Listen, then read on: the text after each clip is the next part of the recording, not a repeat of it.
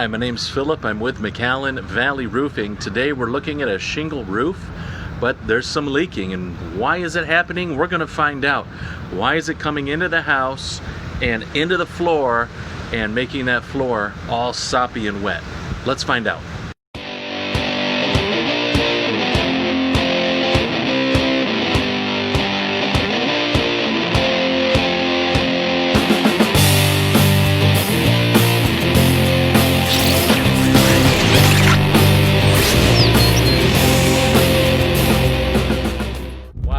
First thing that I noticed, look at this, is that on this flat roof there's nails. There's nails. You can't have any exposed nails anywhere on a flat roof because those can shimmy up and then start leaking in those nail holes.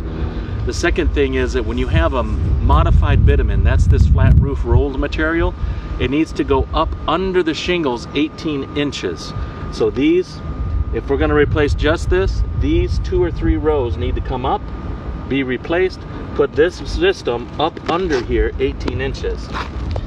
Right now it stops right there. That's not far enough. That's only 6 inches. It needs to come up to here. So that might be one reason why it's leaking all the way into the interior. Okay, I found another potential reason why it's leaking into the house, and it all has to do with flashing. Let's take a look. Here is a flashing, it's a chimney flashing. See how it's all wide and open right here? It's open. Water's coming right in there, it's coming right down there, the nails are exposed. Absolute reason why it should. Now they've got a cricket. That's this cricket transition from the pitched. The water comes down, hits the cricket, and diverts around this flat surface area. When you have a big flat surface area, important to have a cricket so that the water diverts around it. But the flashing needs to be intact. So what's happened? I know they just had a windstorm. That windstorm swooping around this house could have pulled this metal apart, and that might be why it's leaking. Proper metal on a chimney is that you have this metal, but over the top of it needs to be a counter flashing. So a counter flashing could be something like this little piece right here. See how it goes into the brick with a riglet? It goes inside the brick, but it's supposed to come over the top of this, not go down here. This covers that flashing. So you have flashing, that's a L flashing, and then the counter flashing. And that's how you do the proper flashing around a chimney. If you're making an insurance claim, you want to make sure that you get everything so that they see the full picture. And here on a shingle roof, what happens when there's a huge windstorm or a tornado or a hurricane type storm, it could cause debris to blow around the roof and hit and damage things. It could damage the shingles. If you even have a metal roof, a stick could come and make a gouge out of it or stick right into the roof. So all of those things are claimable items. Take a look at this pipe jack that was broken because of a wind-blown debris. See here how it's just cracked right here?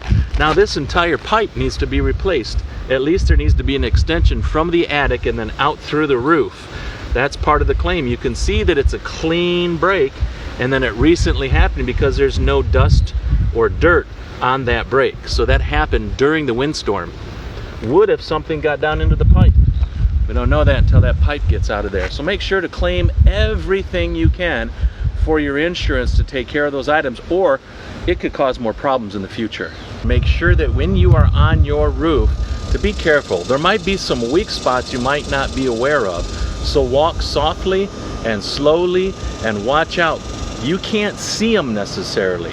And so when you're looking, especially like on a flat roof, you'll see some dips and it'll be dirty. That means it's been ponding there for a while and it could be soft if not rotted underneath. Take a look at this right here. This is a wood rot underneath here. If I put my foot in here, it sinks way down. So if I pull this material off of here, I'm going to see rotted decking. That rotted decking has to be replaced or it's just going to continue to pond and leak. So we've just finished this inspection here, found out lots of details that we need to share with the customer. Photos and explanations of what's going on, how long it's been going on, and what to do to get it fixed. Now that we've finished this one, let's go on to our next inspection.